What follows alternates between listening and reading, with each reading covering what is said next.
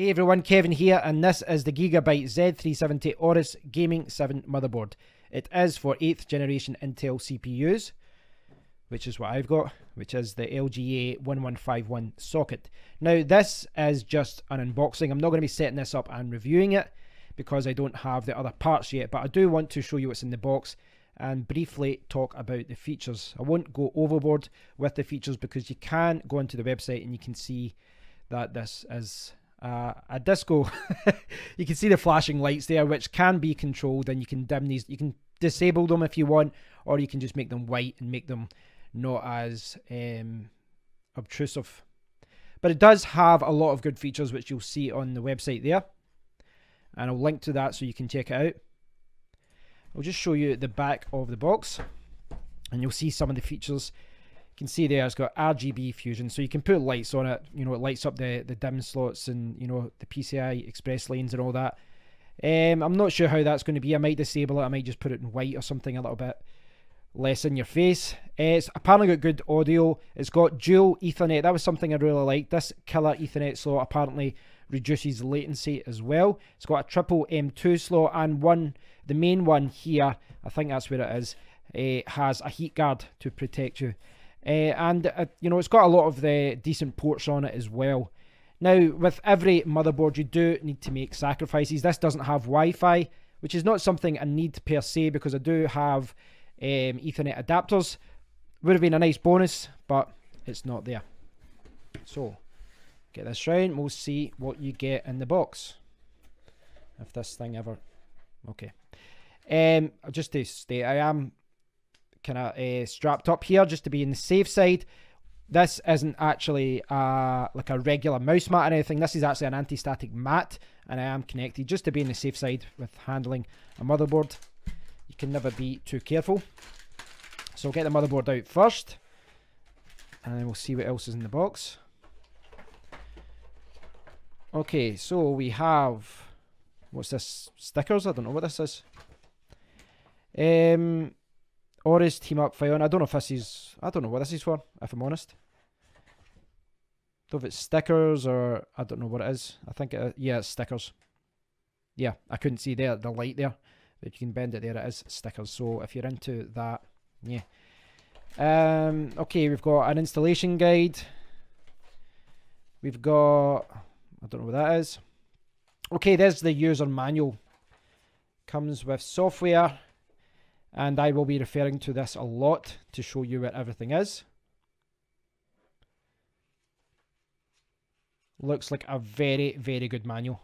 Very happy with that. You know, it's all in English. You don't have to look at a dozen or so different languages. It's about, what's that, 144 pages. So I will be referring to that a lot. Looks like a very good manual. Fair play to them there. There's other things in here. So I've got all the accessories laid out here, and I've got a list of the box contents here. You've got the motherboard, you've got the driver disc, you've got the user manual, you've got the quick installation guide, you've got 4 SATA cables, you've got the I/O shield, SLI bridge connector, I think that's it. Does look like it.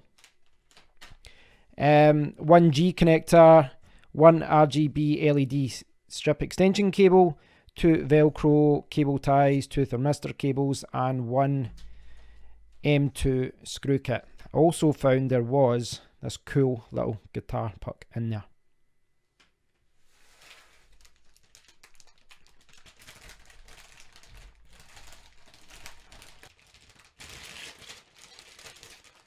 And this is the board, and it's yeah, it's quite impressive. First impressions are very positive. It looks like a very, very solid board. This, I would say, is at maybe the top of the mid-range of motherboards. It was about £240 in the UK. I did get about £40 worth of Steam vouchers in the deal that I got. But yeah, I mean, it looks really well made. It looks like it's built to last. And if you look at the ports at the back, which I'm sure you've seen already, what have we got here? I think that's a mouse keyboard combo. These are I think these are like very sensitive USB ports. They recommend this for like your audio, like your sound cards and all that kind of thing to go into these ports. But they're USB 3.1, I believe. And If you get the back plate, you can see that there. USB 3.0 DAC up. Yeah, so it's for audio. DisplayPort, HDMI, USB 3.1 again. You've got your dual Ethernet, you've got USB 3.1, you've got USB 3.0 and USB 3.1 there. And then you've got your audio. And if I put this around, you should be able to match that up. You can see. So there's a lot of different ports there.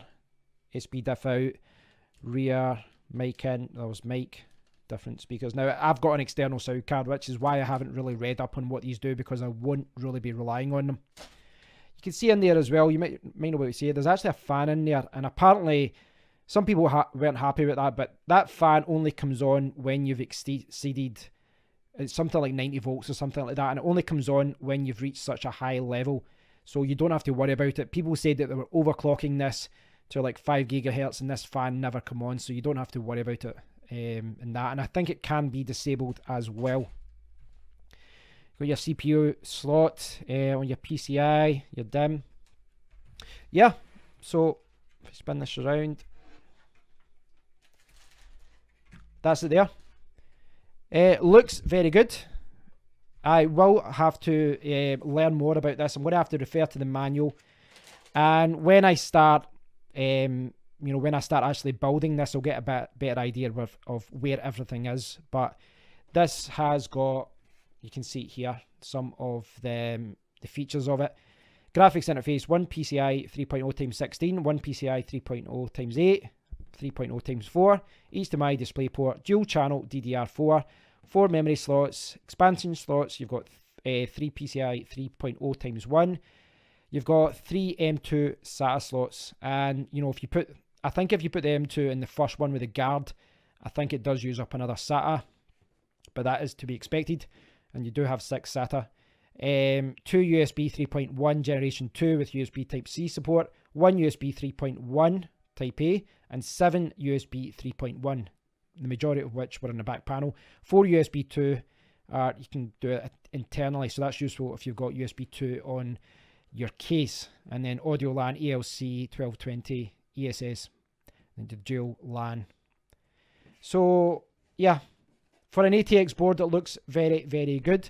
I will review this in more detail once I've built my PC, once I know what's good about it and what's not. At this point I don't have the other parts, so I can't explore the BIOS. I can't do anything else.